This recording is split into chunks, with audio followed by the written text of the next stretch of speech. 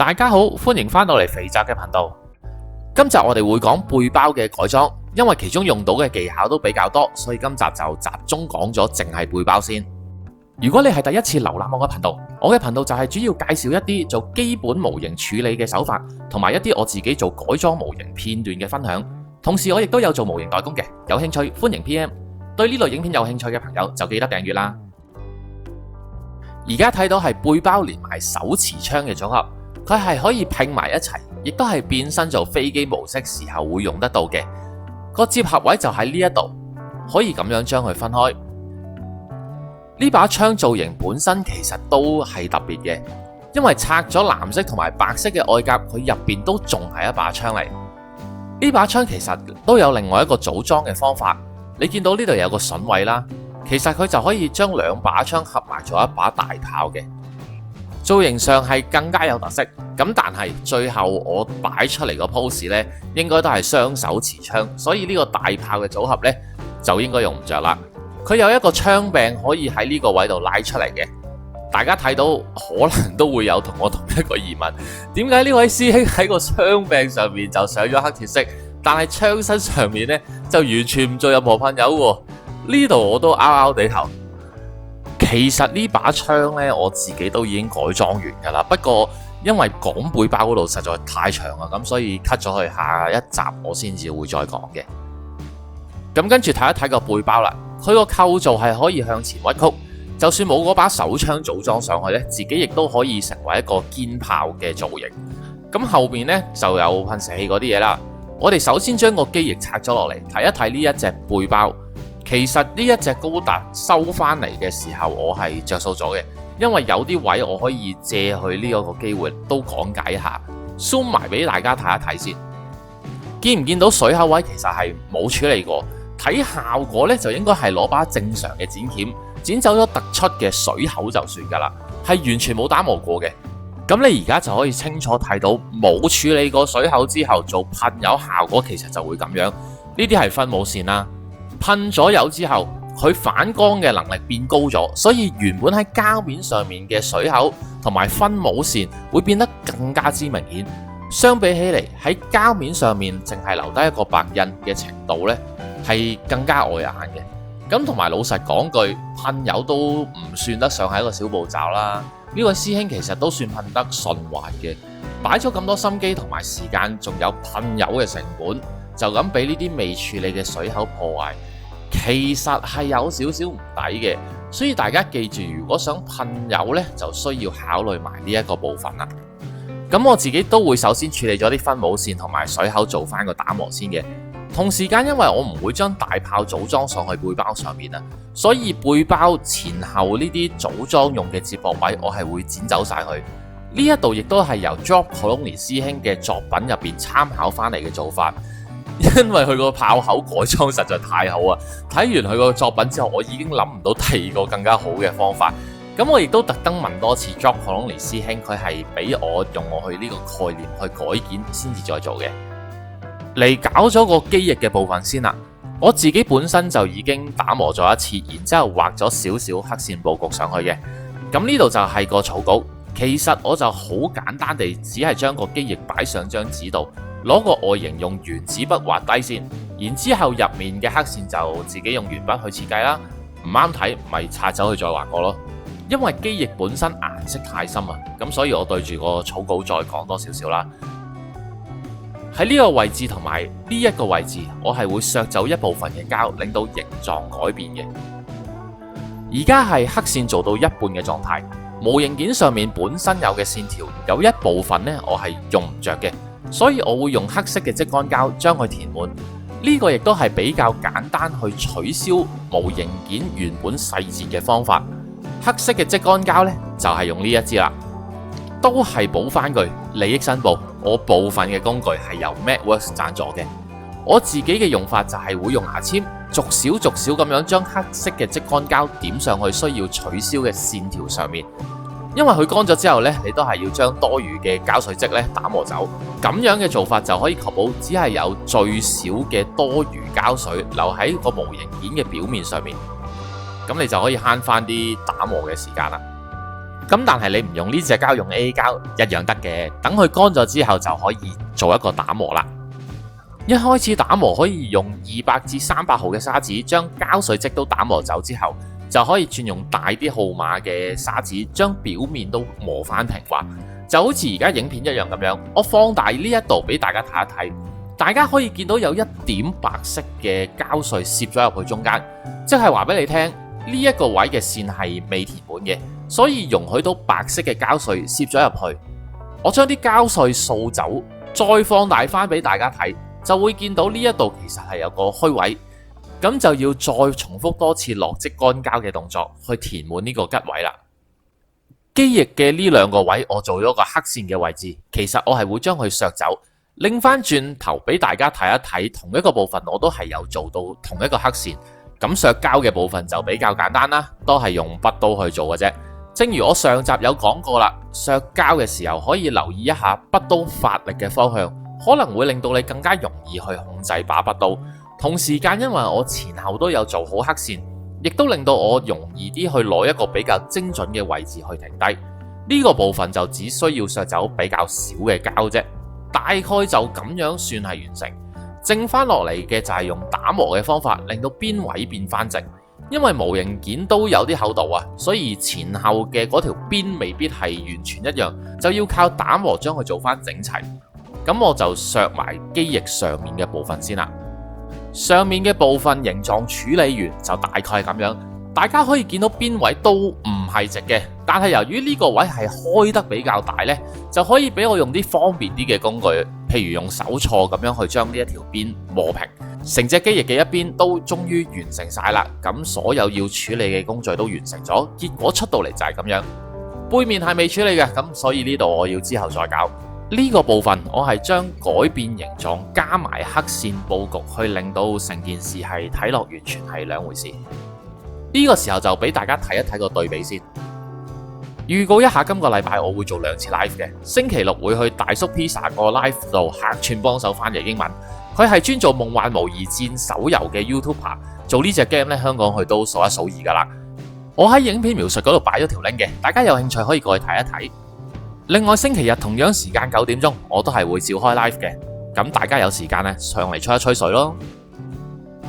搞完機翼就搞背包主體啦，中間呢個開咗窿嘅位，我係會揾嘢遮翻住佢嘅。另外有啲黑線嘅佈局都已經畫咗上去噶啦，而家就首先處理咗呢個接駁手槍位嘅部分。咁當然啦，後邊呢個亦都需要之後再處理嘅。處理嘅方法就係我用金剪去首先將大概7-8成突出嘅部分首先剪走。你可能會奇怪，嗰度唔係好多角度俾你剪嘅啫。咁我之前學木雕嘅時候呢，就了解到呢個世界其實大部分嘅雕刻都係可以用呢個 V 字處理法去搞掂嘅。即係話只要你用一個斜面切入去，然之後反方向再用另外一個斜面切入翻同一個地方，咁你就可以慢慢將唔要嘅嘢切走。雖然個解釋圖呢就真係唔係畫得好靚，咁但係相信大家都了解到我講乜嘢啦。靠住呢個咁嘅剪法或者切法，我都處理到接近8成需要移除嘅部分。剩翻落嚟嘅部分就可以用筆刀沿住模型件表面將突出嘅膠再削走。呢度就真係要小心啲留意啦，因為始終都比較容易啲會整親手，就千祈唔好心急。都搞掂好，冇乜嘢再可以俾你削走之後，你其實剩翻落嚟就可以用砂紙去做一個打磨，俾翻呢個平面佢。如果你用研磨板嘅話呢，其實你就可以用呢個窄嘅嗰一邊，就比較容易啲處理嘅。講多一句，影片到最後呢，有少少近期用噴油嘅分享啊，咁啊介紹翻俾大家，所以大家要記得睇到最後啦。如果覺得肥宅嘅影片有用或者有趣嘅話，就記得喺右下角撳一撳個訂閱掣支持一下啦。搞完個接駁位之後，就睇翻模型件本身向外嘅部分。之前講過個窿位會揾啲嘢填翻去嘅，咁我就會選擇用啲現成嘅補品。呢一粒都叫做可以配合到成個模型嘅，又可以完全遮蓋到個窿，咁就暫時決定用呢一隻先。黑線都有少少嘢想講嘅，首先我就冇咁叻，一定要用黑線膠帶去做輔助噶啦。然之後大家見到嘅呢一條線，我係同上面嘅邊位攞同一個等距，同時間成條線本身個長度我亦都有度好咗嘅。所以呢一個斜角我就唔需要再特登去量角度啦。同時間呢個距離呢，我亦都有量好咗。利用呢一啲度好咗嘅距離同埋長度，我要喺另外一邊複製同一樣嘅黑線佈局嘅時候，就會變得輕鬆好多。同時照顧一下新入坑嘅師兄弟們，咁就掃一掃盲啦。我哋黑線呢頭幾刀係完全唔用力嘅，只係輕輕喺模型件上面劃過去留一條痕，重複做幾次，等條痕加深變到成為一條坑，我哋先至再開始用力刻落去。如果一開波就用力刻呢，你有輔助膠帶都一樣死噶啦。所以呢啲位就千祈真係唔好心急。完成咗一部分嘅黑線，都係前半部分啦，再拎翻粒配件擺上個窿位度，確認一下同成件事都係合襯嘅，咁就真係可以將呢粒補品都黐上去啦。因為呢個窿位其實佢中間係凹陷嘅，掂到補品只係得左右兩邊少量嘅位置嘅啫。考慮到需要一個強啲嘅黏力，所以今次我係會用積乾膠。咁對翻位 OK 嘅話，呢一 part 都叫搞掂噶啦。用呢一隻品牌阿魯比斯嘅補品呢，咁啊講解翻少少啦。佢係 3D 打印出嚟嘅，所以喺個底嗰度係有好多水口突出嚟，要你剪走去。剪走晒底部嘅所有水口之後，需要再將個背脊擺上去砂紙上面捽幾下，務求令到佢個底呢係完全成為一個平面，咁樣方便你擺上去模型件嘅表面上面，就唔會有太多罅位走出嚟。我平時呢就會首先點好少量嘅綠蓋膠水，等佢有少少黏力，黏咗上去模型件嘅表面先，再調校翻個正確嘅位置。去到一個自己想要嘅位置之後，就可以將綠蓋膠水點喺補品嘅側邊，由得啲膠水用滲嘅形式攝入去，形成一個黏貼嘅功能。譬如呢一個補品咁樣，佢算係比較大面積，都係直接貼住個模型件嘅表面，咁我就會選擇用綠蓋膠水而唔係積乾膠啦。呢個就真係好睇當時嘅狀況去決定用邊一隻膠水嘅。另外喺中間兩邊嘅位置，我都會分別刻一條短身嘅粗線。黑線膠帶我就會咁樣去上嘅，雖然係用得比較多，但係咁樣亦都可以確保到兩條短線嘅開頭同埋結尾喺同一個水平上面。有陣時為咗個效果好啲呢，都冇辦法噶啦，係要用上大量嘅黑線膠帶嘅。喺呢度我就會用把 0.5mm 嘅黑線刀，大家都好清楚睇到係乜嘢牌子啦。好啦，我唔兜啦。我保證咧嚇，你哋公司嘅 logo 會喺套戲入邊咧出現超過10分鐘。咁呢一條咧係 0.5mm 嘅方形膠條嚟嘅，我就已經設定兩細粒出嚟備用。呢啲膠粒咧就會放落去啱啱刻出嚟嘅短線入邊。正路嚟講咧係應該比較難塞入去，但係亦都塞得到嘅。大家處理呢啲膠粒嘅時候呢，就要小心啲啦，因為佢真係好細弱同埋好輕，咁一個唔覺意就好容易唔知飛鬼咗去邊度。我就特登刻一條1mm 長嘅粗線，然之後入 0.5mm 嘅膠粒，咁所以條黑線就會有一半留翻低，係冇被呢個膠粒填滿。塞好咗之後，就可以用綠蓋膠水點喺膠粒嘅側邊，由得啲膠水滲落去，形成黏貼嘅效果。如果你直接將膠水點喺膠粒上面呢，絕大部分嘅狀況都係因為膠粒太輕啊，就會留喺充滿膠水嘅掃上面噶啦。做完一邊之後，咁另外一邊我都會重複呢一個動作嘅。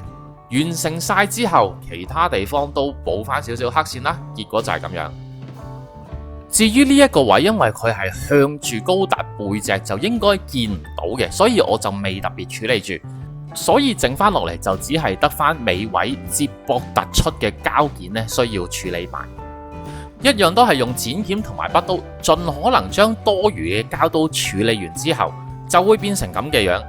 其實呢個位呢係比較再難處理啲，因為佢頭先炮口位都仲算係一個平面，而呢一度呢係有多一個斜面喺度嘅，多咗個角度令我哋用砂紙打磨呢都變得困難。但係我哋一樣有辦法嘅。好耐之前我就介紹過筆刀其實係有一個打磨嘅功效，而家我哋就可以用得到啦。只需要固定筆刀刀片嘅角度，再好似影片咁樣一直刮嗰個平面，就可以令到成個表面慢慢變平。呢個斜面嘅平面處理都搞掂咗之後，入邊嗰個凹凸嘅位呢，就真係處理唔到啦。咁我亦都唔打算去處理，就會直接將塊膠板塞入去，蓋過晒成個底部嘅。點先至可以切到一塊膠板係完全貼合到呢個底部入邊嘅面積呢？大家可以睇翻右上角有一條 link 係講點樣做裙夾內側嘅結構。喺呢一度我哋都可以用相同嘅概念，就係切一堆細片嘅遮蓋膠紙，好似影片咁樣一張一張沿住底部嘅邊位貼上去。去到最後我哋就將成塊撕翻落嚟，咁我哋就可以得出呢一塊膠紙狀嘅模具。佢個形狀係個背包底部嘅面積係完全一模一樣嘅。而家我哋咪可以拎呢一塊貼紙貼上去膠板上面，按住佢個形狀剪翻一塊啱用嘅膠板，塞翻落去背包嘅底部位置咯。但係你都要預咗呢啲手工嘢呢，就唔能夠做到最精準嘅邊位同埋位置，可能要自己再微調打磨一下嘅。考慮到組裝咗之後向上嘅位置其實都唔係好見得到，咁所以呢一塊膠板呢，我都覺得可以接受嘅。既然形狀 OK， 咁我就會用紙蓋嘅膠水，首先點喺一邊，將塊膠板固定咗少少喺個背包嘅內側先，然之後再調整好位置。調整好晒個位置之後，再喺側邊滲入呢一隻紙蓋嘅膠水，令到佢完成一個黏合嘅功效。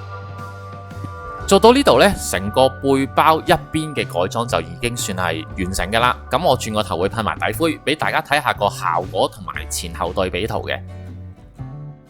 睇對比圖之前就介紹翻話個噴油嘅分享啦。呢一隻呢係象域嘅燒光，佢個 number 係012，佢本身係方形嘅，呢支係我開好咗㗎啦。咁我開嘅比例係1:2嘅。呢一隻燒光係我老師 Amica 介紹我用，而我用過覺得真係幾好嘅，至少比我本身用開佳亞嗰隻係個效果嚟得出色。呢一度有幾隻成品我係用咗 GX2 呢一隻黑色去噴完之後再加翻呢隻燒光。嗱，講真，我都好肯定喺個畫面上面呈現到出嚟嘅效果未必係好理想。但係大家至少噴開油都知道 GX2 加燒光係一個咩嘅效果啦。我自己就覺得 GX2 加呢一隻象域嘅燒光個效果係比得上佳亞嗰隻靚嘅 EX2 嘅黑色，再加一啲正常燒光嘅。象域冇俾廣告費我㗎，呢個我都要講翻先啦。係我真係純粹買翻嚟覺得好用就推薦俾大家嘅啫。喺邊度有得買呢？其實我知道香港唔係好多地方有入象域嘅嘢嘅，街旺上面有幾層應該有。咁但係如果你話我去開嘅話，觀塘模型谷係應該有象域嘅嘢賣。咁大家可以 Facebook 問一問佢有冇貨先。咁有關近期我噴油嘅分享就係到呢一度啦。到最後就睇埋加工前後嘅對比同埋個成品圖。先講聲唔好意思，今次嘅噴灰係我呢2年嚟今次係做得最差嘅，因為我已經超級 behind schedule， 所以呢一條片我拍得太急，只能夠喺天氣最唔好嘅時候喺後樓梯用噴罐做底灰，所以好有可能我自己都要洗個件再噴一次嘅。Behind schedule 嘅原因就係因為我收咗隻 RG 獨角獸富娃馬代工，本來諗住可以趕2月底完成，點知零件嘅數量遠超過自己想象太多，簡直同一隻 MG 一模一樣。咁啱自己又有啲野心想做好啲，做埋個分析，所以淨係計噴油咧，我係用咗超過20個鐘先至見到尾燈。連埋拍片嘅進度都被拖慢咗，咁所以冇辦法啦，自己要睇下之後可以點樣追翻進度。咁講多次啦，星期日我會開 live 嘅，大家到時得閒就上嚟吹下水啦。今日嘅片就嚟到呢度啦，如果有咩唔明嘅，歡迎留言，我會再詳細解答嘅。如果中意呢條片嘅朋友，記得 like、subscribe、share， 訂閱咗之後仲要記得撳埋個鐘仔，咁下條新片出嘅時候，你哋就會收到通知噶啦。我哋下條片再見，拜拜。